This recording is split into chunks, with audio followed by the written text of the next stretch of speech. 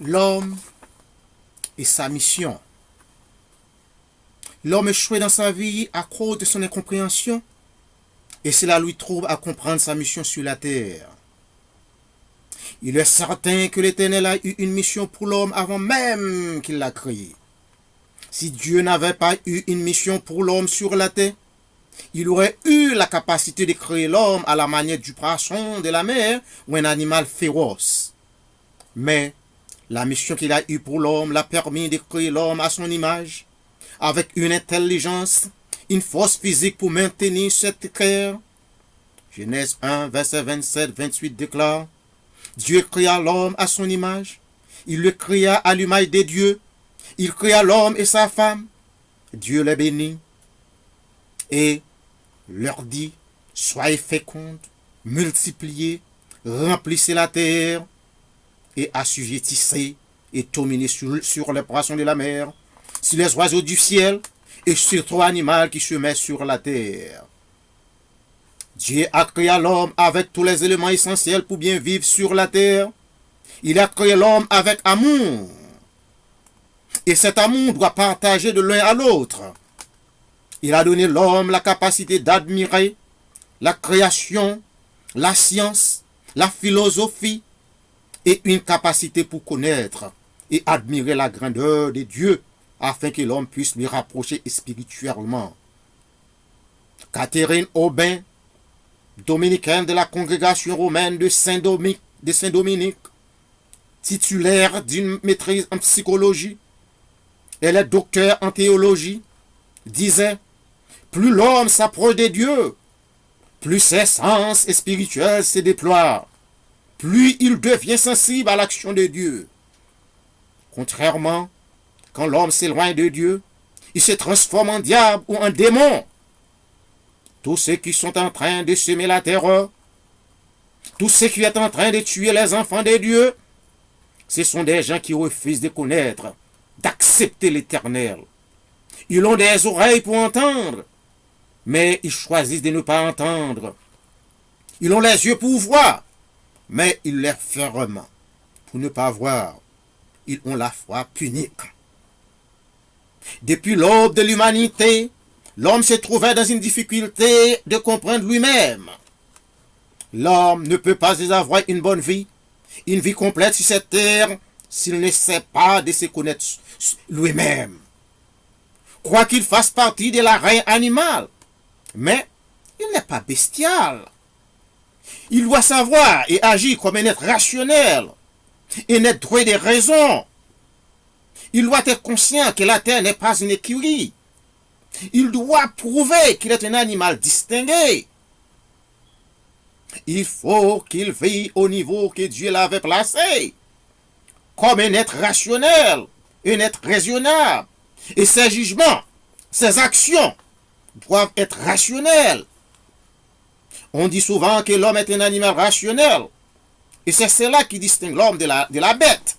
Cependant, les actes de l'homme, ses actions, le catégorisent parmi les lions, les tigres, les loups. Je ne veux pas insulter personne, mais je dois dire la vérité. Nul ne peut pas ignorer que l'action de Timothée McVeigh était irrationnelle. Il faut appeler un chat par son nom. Les terroristes ne sont pas des gens raisonnables ou rationnels. Les gens qui sèment la terreur en Irak, ils veulent tuer les chrétiens. En Nigeria, en Somalie, en Syrie, en Guatemala, en Honduras, en El Salvador.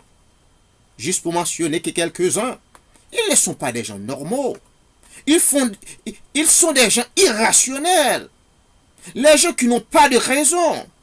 Aristote disait: les humains normaux ont une compétence rationnelle dans le domaine du raisonnement. Les criminels sont irrationnels. Ils sont anormaux.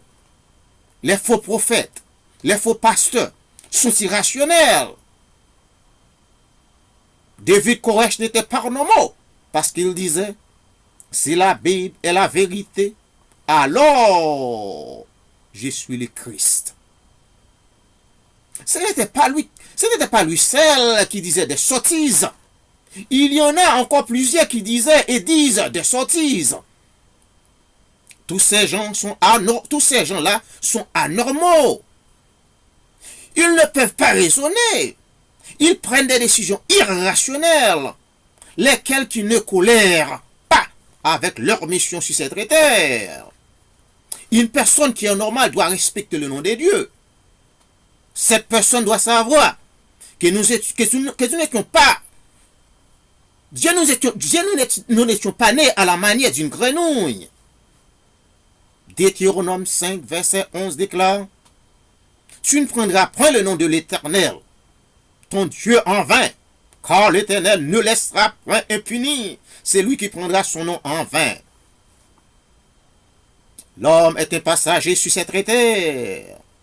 Il y venait pour vivre toutes les expériences qui peuvent l'aider à acquérir la connaissance. Il faut que l'homme sache que son voyage sur cette terre n'est pas si long comme il pense. Le temps qu'il va passer sur cette terre est imprédictible. L'Éternel peut décider de lui faire retourner d'où il sortait sans même achever sa mission. Ce voyage doit être effectué minutieusement parce que tout est contrôlé. Et le temps perdu ne va pas se rattraper. C'est-à-dire, le temps que l'homme gaspillait en accomplissant sa mission ne va pas récupérer. Il serait avantageux pour l'homme de ne pas jouer avec son temps. Dans une telle circonstance, le temps est plus précieux que l'or ou des diamants.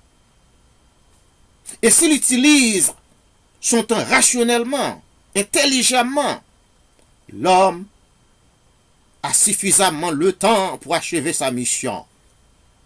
L'Éternel a programmé combien de temps que chacun de nous doit prendre pour accomplir sa mission. Il a donné une mission différente à chacun de nous.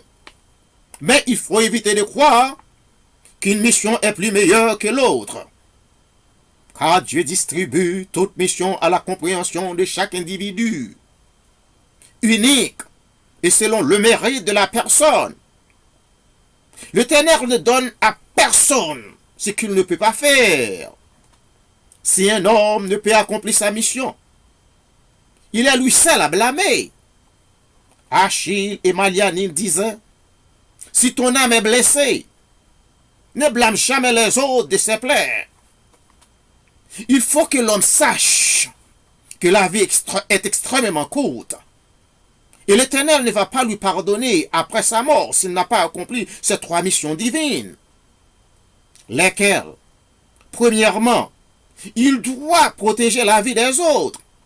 Il ne doit pas tuer ses prochains. Mais contrairement sur la terre, l'homme devient un loup pour l'homme. De plus, l'Éternel avait créé l'homme pour qu'il glorifie son nom. Finalement, l'homme doit être le défenseur des plus faibles. Malgré ces 3 missions ont été ordonnées à l'homme par l'Éternel, l'homme ne les a pas accomplies. L'homme n'est pas fidèle aux ordonnances de Dieu. L'homme est rébellé contre la parole de Dieu. Il fait la sourde oreille aux ordres de l'Éternel. Il transforme la terre en écurie, s'accroissant de la méchanceté. Pousse à l'Éternel de regretter d'avoir lui créé. Genèse 6, versets 6 et 7 disait: l'Éternel se repentit d'avoir fait l'homme sur la terre et fit affliger en son cœur. Et l'Éternel dit: j'exterminerai de la face de la terre l'homme que j'ai créé, depuis l'homme jusqu'au bétail, aux reptiles et aux oiseaux du ciel, car je repentis de les avoir faits. Merci. Amen.